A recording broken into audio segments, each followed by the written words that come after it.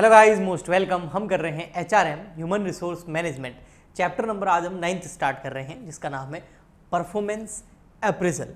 Performance appraisal का mean क्या है?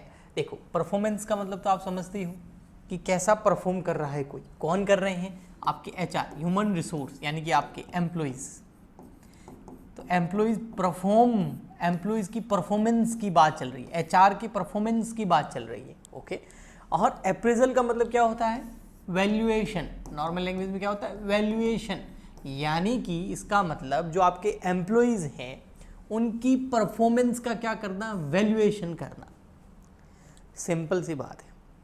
एम्प्लॉय को अभी तक हमने रिक्रूट कर दिया, सेलेक्ट कर दिया, ट्रेनिंग दे दी, डेवलपमेंट कर दिया, सब कुछ कर दिया। आने वाले अभी इतने सारे चैप्टर में हमने सब कुछ किया ना। यस। अब वो अपने काम पे लगेगा। काम पे जब लगेगा, अपनी जॉब को करेगा जो उसको काम दिया गया, right person in right job वगैरह वगैरह सब देखा हमने। अब वो काम कर रहा है तो काम कैसा कर रहा है? उसकी परफॉर्मेंस का अप्रेजल यानी कि उसकी परफॉर्मेंस का वैल्यूएशन तो करना पड़ेगा ना। उसी की बेसिस पर हमें पता चल जाएगा ना वो अच्छे से परफॉर्म कर रहा है या नहीं कर रहा है। उसी के बेसिस पर हम उसको आगे ट्रेन कर सकते हैं, उसको और एजुकेट कर सकते हैं, या जो भी एक्शन रिक्वायर्ड है वो ले सकते हैं। हो सकता है वो अच्छा परफॉर्म कर रहा हो सकता है अच्छा परफॉर्म नहीं कर रहा हो, तो वहाँ पर एक्शन की रिक्वायरमेंट होगी ही होगी, वो हम करेंगे। अच्छा परफॉर्म कर रहा है, बोनस देंगे, सैलरी बढ़ाएंगे, प्रमोशन करेंगे। अच्छा परफॉर्म नहीं कर रहा है तो उसको ट्रेनिंग देंगे, उसकी प्रॉब्लम्स जो है उसका सॉल्यूशन निकालेंगे। तो परफॉर्मेंस अप्रेजल बहुत ज़रूरी है किसी भी ऑर्गेनाइजेशन के अंदर, और ये HR डिपार्टमेंट करता है। ओके, HR मैनेजर इस काम को करता है। तो यहीं पर ये लिखा हुआ है, देखो आप साफ साफ देखेंगे। इंट्रोडक्शन देखिए तो मीनिंग ऑफ परफॉर्मेंस अप्रेजल क्या है? क्रिटिकल एग्जामिनेशन करना किसका? एम्प्लॉइज की इफेक्टिवनेस का, उसकी एफिशिएंसी का, उसकी परफॉर्मेंस का। क्या करना? Critical examination of employees effectiveness, efficiency and recognisation of a person of ability of future growth and development. ताकि वो जो अभी परफॉर्म कर रहा है क्या फ्यूचर ग्रोथ एंड डेवलपमेंट के लिए वो कर सकता है, या उसकी फ्यूचर ग्रोथ या डेवलपमेंट कैसे हो सकता है ना। ओके जी। Performance analysis is typically carry out the following ways. जो परफॉर्मेंस एनालिसिस है उसमें तीन वेज हैं। क्या है? सबसे पहले evaluate employees pay and compare it to target and plans. जो वो परफॉर्म कर रहा है, जो उसका परफॉर्मेंस का हमारे पास रिपोर्ट आया है, उस रिपोर्ट के बेसिस पर हम इवेल्यूट करेंगे कि एम्प्लॉय को क्या कंपनसेशन देना है, क्या सैलरी देना है, क्या बोनस देना है, क्या रेमुनेशन देना है, और कंपेयर करेंगे उसके टारगेट से और प्लान से। ठीक है भाई, टारगेट और प्लान्स जो है उससे हम उसको कंपेयर करेंगे। Second number, explore the factor that determine employees work performance. वो कौन से फैक्टर्स हैं जो डिसाइड करेंगे, डिटरमाइन करेंगे एम्प्लॉय की वर्क परफॉर्मेंस को। तो ये सुपरवाइजर जो है वो एक्सप्लोर करेगा उन फैक्टर्स को जो ये दिखाएंगे, ये बताएंगे कि ये एम्प्लॉय कैसा परफॉर्म कर रहा है। Okay, next, employees are in a position to motivate improve their performance. और अगर आप परफॉर्मेंस अप्रेजल करते हैं, आप पता लगा देते हैं, रिपोर्ट बना लेते हैं कि आपका एम्प्लॉय कैसा परफॉर्म कर रहा है इंडिविजुअली, ओके, तो फिर आप क्या कर सकते हैं? एम्प्लॉय के पे को जो है आप डिसाइड कर सकते हैं, इवेल्यूट कर सकते हैं कि एम्प्लॉय को अब कितना पेमेंट करना चाहिए उसकी परफॉर्मेंस के हिसाब से। आप डिसाइड कर सकते हैं कि उसके जो टारगेट्स हैं, जो उसके प्लान्स हैं, उसके बेसिस पर आप डिसाइड कर सकते हैं, सुपरवाइजर डिसाइड कर सकता है वो फैक्टर्स जिनके बेसिस पर एम्प्लॉय की वर्क परफॉर्मेंस को क्या किया जा सकता है? डिटरमाइन किया जा सकता है।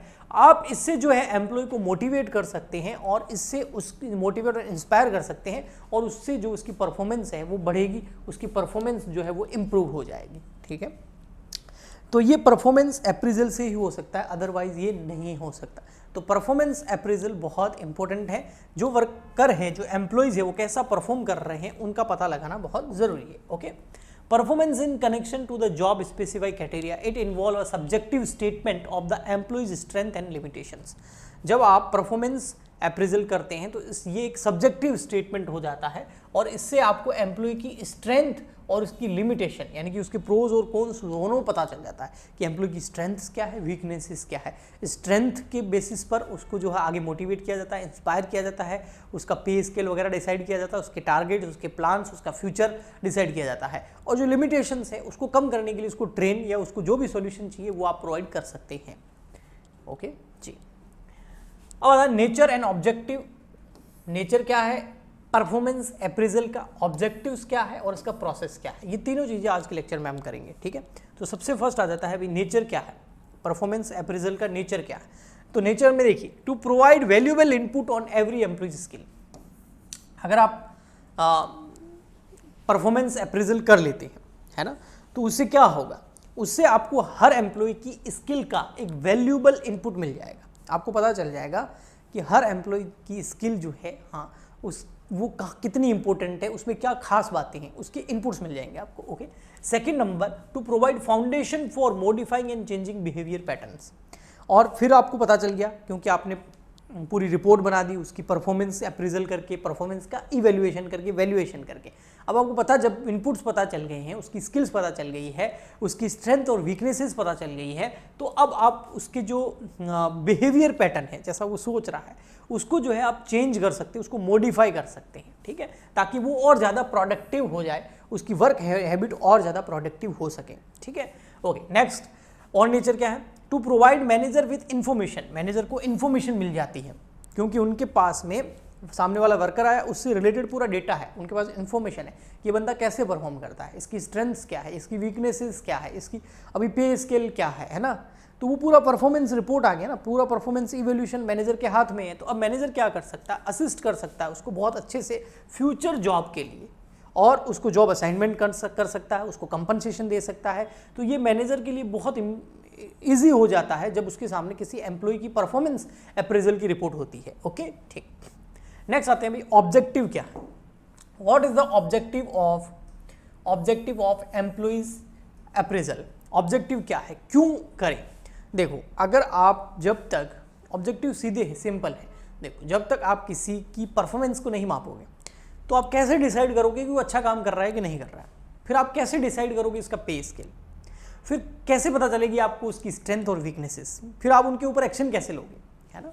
तो अगर आपको पे स्ट्रक्चर तैयार करना है, जैसे एनुअल बोनस कितना देना है किसी को, है ना, ऐसी बहुत सारी चीज़ें, सैलरी कितनी है, बोनस क्या है, पे स्ट्रक्चर क्या है, तो आपको परफॉर्मेंस अप्रेजल की रिपोर्ट चाहिए ही चाहिए।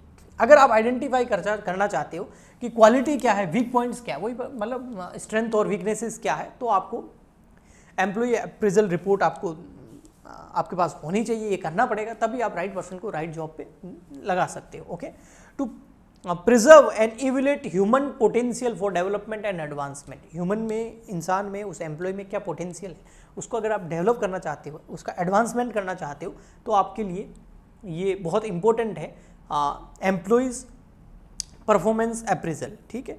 नेक्स्ट आता है, to assist workforce with suggestion their performance and related status. अगर आप, जो भी आपकी वर्कफोर्स है, उसकी परफॉर्मेंस देखना चाहते हैं, उसका क्या स्टेटस है वो देखना चाहते हैं, तो ये रिपोर्ट, ये परफॉर्मेंस अप्रेजल बहुत काम आएगा आपके, ये इसका ऑब्जेक्टिव है। It set the stage of influencing employees working habit. अगर आप चाहते हैं कि जो एम्प्लॉयज़ हैं उनकी वर्किंग हैबिट्स जो है, अगर आप उसको इन्फ्लुएंस करना चाहते हैं, तो आपके पास ये रिपोर्ट होनी चाहिए, तभी कर पाओगे, क्योंकि नहीं तो पता ही नहीं चलेगा ना किसी में क्या स्ट्रेंथ, क्या वीकनेस।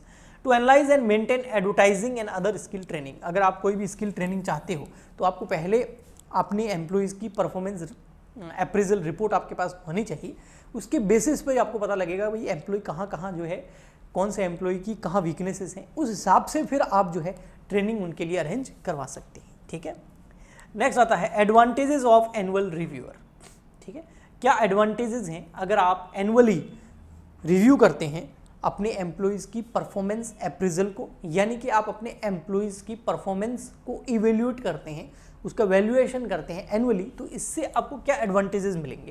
सबसे फर्स्ट आता है advancement. What is the meaning of advancement? देखो, inefficient employee may be dismissed और डिमोटिवेटेड। और जो एफिशिएंट एम्प्लॉयज़ हैं, इफेक्टिव हैं, एफिशिएंट हैं, उनको आप क्या कर सकते हो, मोटिवेट कर सकते हो, प्रमोट कर सकते हो, उनका पे स्केल बढ़ा सकते हो, उनकी सैलरी बढ़ा सकते हो, उनको बोनस दे सकते हो। तो एक्शन आप ले सकते हो, एडवांसमेंट कर सकते हो, और जो इनएफिशिएंट है उनको आप निकाल सकते हो, या फिर उनको जो है आप, जो उनका पोजीशन है उसे नीचे ला सकते हो, ठीक है। रेम्यूनरेशन डिसाइड कर सकते हो, ये आपको फायदा मिलता है। आपको रेम्यूनरेशन डिसाइड करना आपके लिए बहुत आसान हो जाता है कि उसको क्या कंपनसेशन पैकेज देना चाहिए उसकी परफॉर्मेंस के बेसिस पर, ठीक है। एम्प्लॉय का डेवलपमेंट कर सकते हो, आप उसको ट्रेन कर सकते हो, एजुकेट कर सकते हो, है ना। तो यहाँ पर आप देख सकते हैं the methodical process of performance assessment supports supervisor in creating training programmes. आप आराम से ट्रेनिंग प्रोग्राम क्रिएट कर सकते हो, पॉलिसीज बना सकते हो, क्योंकि आपको वही ना स्ट्रेंथ और वीकनेसेस पता चल जाती है। सिलेक्शन वैलिडेशन, आप सेलेक्ट कर सकते हो किसी भी एम्प्लॉय को किसी काम के लिए। कम्युनिकेशन करना बहुत आसान हो जाता है, क्योंकि आप सामने वाले के बारे में, मैनेजर जो है पूरी रिपोर्ट है इंडिविजुअली हर पर्सन की, तो वो आसान रहता है। इंस्पायर कर सकते हो आप, ठीक है, रिव्यू करते हैं ना तो एंकरेज भी होते हैं वर्कर, किसी की जो स्ट्रेंथ है उसकी तारीफ करती है तो एंकरेज होते हैं ना कि भैया हाँ हम इतनी मेहनत करके रहे हैं, लेकिन इसका परफॉर्मेंस का मेजरमेंट भी हो रहा है ना, तो आदमी और मेहनत करता है, एंकरेज होता है, ठीक है, ओके, कि इसके कुछ रिजल्ट भी निकलेंगे। ऐसा नहीं है कि जो मेहनत ज़्यादा कर रहा है वो भी बराबर, जो कम कर रहा है वो भी बराबर, ऐसा नहीं होगा। एंड में उसका रिपोर्ट तैयार होगा, उसका मेजरमेंट होगा, ठीक है। प्रोसेस क्या है परफॉर्मेंस अप्रेजल का, ठीक है, उसको रिव्यू करने का। तो देखिए ये रहा प्रोसेस, बिल्कुल इजी है। इसमें आप पॉइंट लिख के अंदर अपने हिसाब से लिख देना। परफॉर्मेंस स्टैंडर्ड बनाओ। देखो भाई, स्टैंडर्ड्स तो बनाने पड़ेंगे ना, विदाउट स्टैंडर्ड मान लेते हैं आपने सारे एम्प्लॉयज़ की जो परफॉर्मेंस है उसका अप्रेजल रिपोर्ट तैयार कर ली, यानी कि वो कैसा परफॉर्म कर रहे हैं वो रिपोर्ट आपने तैयार कर ली। अब वो रिपोर्ट तैयार कर ली, लेकिन आप कैसे पता लगाओगे कि वो जो एम्प्लॉय है वो अच्छा परफॉर्म कर रहा है या अच्छा परफॉर्म नहीं कर रहा है? उसके लिए पहले से स्टैंडर्ड तो होने चाहिए ना।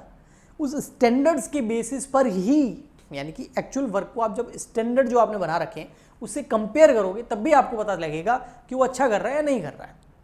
आया समझ में? तो आपको सबसे पहले परफॉर्मेंस स्टैंडर्ड्स बनाने पड़ेंगे, ओके, ठीक है। नेक्स्ट होता है सेटअप मेजरेबल गोल्स। आपको मेजरेबल गोल सेट करने पड़ेंगे। जो मेजरेबल गोल मतलब वो गोल्स जिनको मेजर किया जा सकता है, मापा जा सकता है, ऐसे गोल बनाने पड़ेंगे। तो आपने स्टैंडर्ड बना दिए और ऐसे गोल बना दिए जिनको मेजर किया जा सकता है। अब आप क्या करोगे? कम्युनिकेट करोगे अबाउट परफॉर्मेंस। अब जो भी परफॉर्मेंस है उससे वो परफॉर्मेंस कम्युनिकेट करोगे, एक तरीके से आप एम्प्लॉयज़ को बता दोगे भी गोल वगैरह क्या है और ये स्टैंडर्ड है, अब आपको इस हिसाब से परफॉर्म करना है, तो वो उनको एक इंस्पिरेशन मिलेगी। फिर क्या करोगे? जब वो एक्चुअल में काम करेंगे ना, तो उस एक्चुअल परफॉर्मेंस को क्या करोगे? आप मेजर करोगे। तो देखो, पहले स्टैंडर्ड डिसाइड कर दिए, गोल बता दिए। अब स्टैंडर्ड और गोल के बारे में एम्प्लॉयज़ को इन्फॉर्म कर दिया, उनको बता दिया, कम्युनिकेट कर दिया, और उसके बाद में जब वो एक्चुअल में काम करने लग गए उस गोल्स और स्टैंडर्ड्स को ध्यान में रखते हुए, तो आपने उनकी एक्चुअल परफॉर्मेंस को मेजर कर लिया। और मेजर करने के बाद में क्या करोगे? डिस्कस करोगे अप्रेजल विथ एम्प्लॉयज़। एम्प्लॉयज़ को बताओगे भाई ये आपकी एक्चुअल परफॉर्मेंस है, ये हमने गोल और स्टैंडर्ड बनाए थे, अब उस हिसाब से ये आपका रिजल्ट दिखता है, ये आपकी रिपोर्ट आती है फाइनली। अब वहाँ पर करेक्टिव एक्शन लिए जाएंगे। मतलब जो स्ट्रेंथ, जो एम्प्लॉयज़ बहुत अच्छा कर रहा है, स्ट्रेंथ बहुत अच्छी है, उसका पे स्केल बढ़ेगा, उसको बोनस, रेमुनेशन, प्रमोशन, जो भी एक्सेट्रा वो मिलेगा। और अगर कोई वीकनेसेस हैं तो उसके लिए उनको ट्रेन किया जाएगा, उनको एजुकेट किया जाएगा, उनकी जो भी प्रॉब्लम्स है उसका सॉल्यूशन निकाला जाएगा, उनसे डिस्कस किया जाएगा। एंड फिर भी नहीं होता है तो हो सकता है उनको वहाँ से हटा भी दिया जाए, ठीक है, ओके। तो करेक्टिव एक्शंस लिए जाएंगे और लास्ट में एम्प्लॉय से फीडबैक भी लिया जाएगा कि ये जो पूरा प्लान है अप्रेजल, जो परफॉर्मेंस अप्रेजल किया जा रहा है, ये कैसा है, बेटर है या नहीं है, कैसा, इसके लिए एम्प्लॉय से फीडबैक लिया जाएगा, ताकि फ्यूचर में जब हम वापस ये परफॉर्मेंस अप्रेजल करेंगे तब हो सकता है ये फीडबैक जो है हमारी बहुत ज़्यादा मदद करे, जो हमने गलतियाँ की हैं, मिस्टेक्स की है, उसको हम इम्प्रूव कर सकें, ओके। तो इसी के साथ में ये आपका आज तक यहाँ तक चैप्टर कंप्लीट हो जाता है। नेक्स्ट लेक्चर में हम इस चैप्टर को और आगे बढ़ाएंगे। आज के लिए इतना ही, तब तक के लिए goodbye and thank you.